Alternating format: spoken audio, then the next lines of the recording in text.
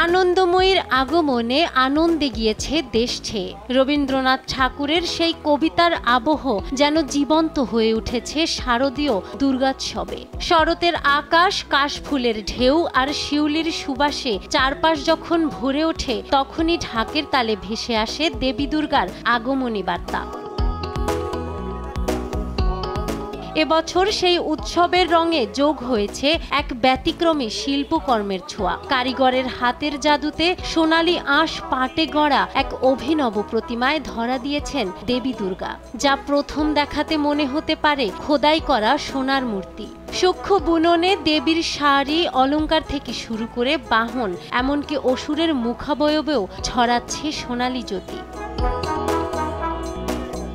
এই অভিনব প্রয়াসের কারিগর নাটোর লালবাজার এলাকার কদমতলার প্রতিমা শিল্পী বিশ্বজিৎ পাল। প্রতি বছরই আয়োজকরা ভিন্ন কিছু করার অনুরোধ করেন তাকে, তাই এবছর পাট দিয়ে দেবী গড়ার প্রয়াস তাদের এই ধারাবাহিকতারই অংশ। এবার আমি নতুনত্ব হিসাবে একটা পাট দিয়ে করার চিন্তা ভাবনা করি। সেই পাট দিয়ে করার কারণে মোটামুটি যেভাবে দর্শনার্থী সাড়া পেয়েছে, এতে আমার মনের দিক দিয়ে আমি আরো খুব উৎসাহিত হচ্ছি। যদি ভবিষ্যতে এভাবে ধারাবাহিকতা চালা যেতে পারি, তাহলে হয়তো আবার সামনের দিনে নতুনত্ব আরো কিছু আনার চিন্তা ভাবনা করবো, চেষ্টা করব। 15 দিন ব্যাপী 4 জন সহযোগী নিয়ে অক্লান্ত পরিশ্রম করে স্বর্ণালী পাঠের বুননে দেবী দুর্গা ও তার সঙ্গী প্রতিমাগুলো গড়ে তুলেছেন বিশ্বজিৎ পাল। প্রতিমা তৈরিতে ব্যবহৃত হয়েছে প্রায় 20 কেজি দেশীয় পাটের আঁশ।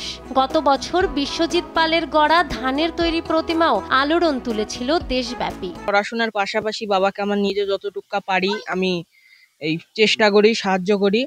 কিন্তু আমার এই কাজটা আমাদের একটা বংশগত কাজ, যে বাবার আগে দাদু করছে, তার বাবা করেছে, এরকম করতে করতে বংশ পরম্পরায় আমাদের এই কাজটা চলে আসছে। আজকে ষষ্ঠীর মধ্য দিয়ে আমাদের দুর্গাপুজো শুরু হলো।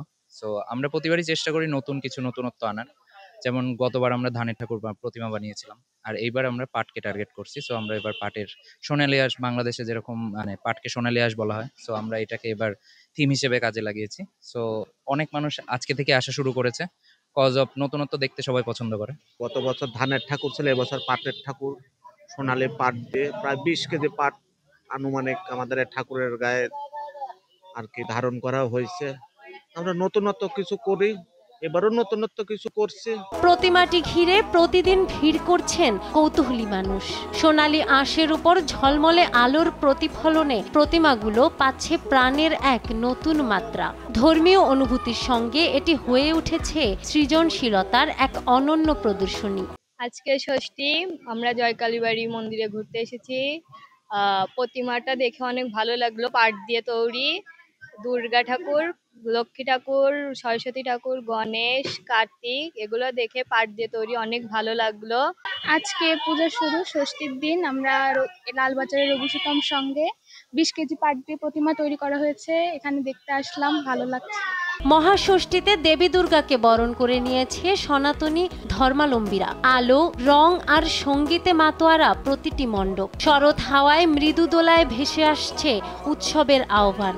সোনালী আঁশে গড়া প্রতিমা সেই আনন্দকে করেছে আরো বর্ণিল, আরো অনন্য। নাহার বৃষ্টি, নিউজ ডেস্ক, দেশ টিভি।